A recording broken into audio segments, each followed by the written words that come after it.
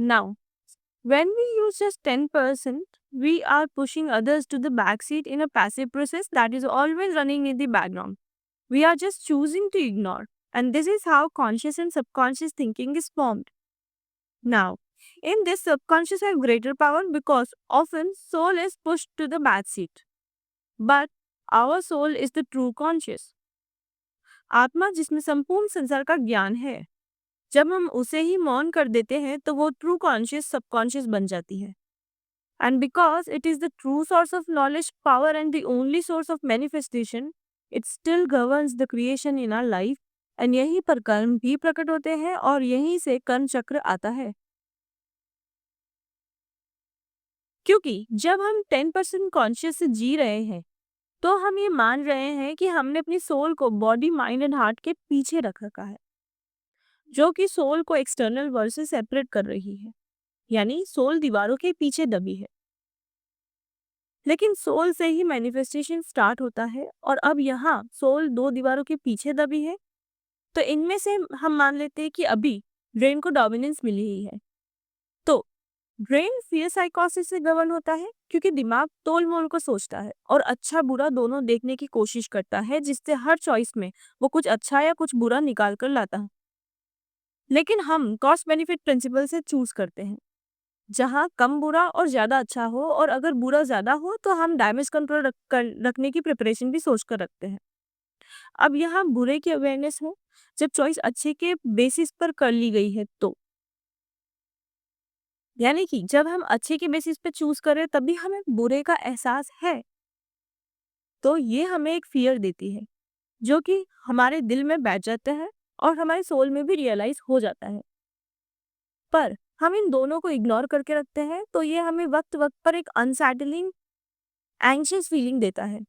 यहाँ इनके आने और रिपीट होने का इंटरनल कितना भी ज़्यादा हो, इंटरनल प्रोसेस कितना भी ज़्यादा हो या कितना भी कम हो, ये एक इंडिविजुअल की इग्नोरेंस की कैपेसिटी पर डिपेंड करता है.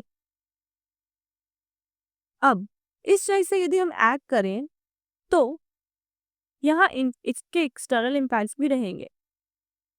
इसे भी ब्रेन उसी कॉस्ट बेनिफिट डैमेज कंट्रोल तरीके से लेगा, पर यहाँ हमारे हार्ट में उसके कॉन्सिक्वेंस की फीलिंग है और सोल को भी ये रियलाइज है, लेकिन हमने इसे भी इग्नोर कर दिया है.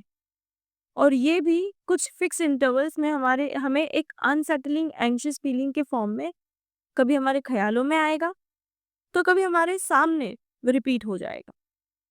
अलग अलग लेवल के इग्नोरेंस के अलग अलग तरीके से वो हमारे सामने आएगा, कभी जगते हुए एक ख्याल बनकर, तो कभी ख्वाब में, तो कभी सिमिलर सिचुएशन के रूप में हमारे सामने रीप्ले होता रहेगा. और इन सबको भी अगर हम इग्नोर करते चले तो हमारे साथ ही घटित होने लग जाएगा. इसे ही कहते हैं कि जो हम सोचते हैं वही मैनिफेस्ट हो जाता है. अब यहाँ सोचने का प्रोसेस कॉन्शियस सबकॉन्शियस दोनों सेपरेट रहा, इसीलिए मैनिफेस्ट भी सेपरेटली हुआ, लेकिन ये एक्चुअली इंटरकनेक्टेड है. क्योंकि सोल में डर नहीं होता, आखिर वही तो सारा ज्ञान है. डर दिल और दिमाग की उपज है, लेकिन अगर सोल इनके पीछे दबी रहेगी, यानी कि ट्रू कॉन्शियस को हम सबकॉन्शियस बना रहे हैं, तो भी सोल का एनर्जी एस्पेक्ट चेंज थोड़ी हो जाएगा. वो तो एनर्जी तो यूनिवर्सल एनर्जी है, जो हम चाहे या ना चाहे एक internal to external and vice versa exchange mechanism बनाकर रखती है, और ये हमेशा कम्युनिकेशन में रहती है. क्योंकि जिन्हें हम दीवार समझते हैं, यानी कि शरीर, दिल, दिमाग, ये सब भी उसी की मैनिफेस्टेशंस है.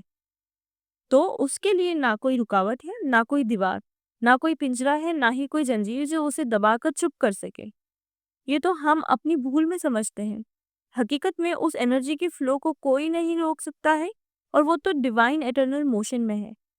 इसीलिए हम यहाँ जो दीवार बना रहे हैं वो केवल हमारे विचारों की है, जिसका भौतिक अस्तित्व नहीं है, बस छाया का रूह है.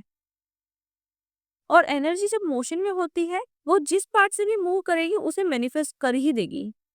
तो जब वो हमारे अंदर मूव करती है, यानी कि internal to external and external to internal energy exchange करती है, तो वो रास्ते में जिन जिन विचारों से गुजरेगी वे प्रकट होते चलेंगे. विचार छाया है या प्रकाश, ये हमारे विचार प्रकट करने के मैकेनिज्म पर डिपेंड करता है. इसीलिए मैनिफेस्टेशन का ये रूल है कि हम जो सोचते हैं वही मैनिफेस्ट करते हैं. यहाँ बाहर से कोई स्पेशल एनर्जी अट्रैक्ट नहीं हो रही है, ये तो अंदर क्या है उससे प्रकट हो रहा है, और हम अंदर कैसे विचार रखते हैं उससे गवर्न हो रहा है, क्योंकि ये सोल ही क्रिएशन का सोर्स है और हम अपने इसी कैरेक्टरिस्टिक से मैनिफेस्ट करते हैं।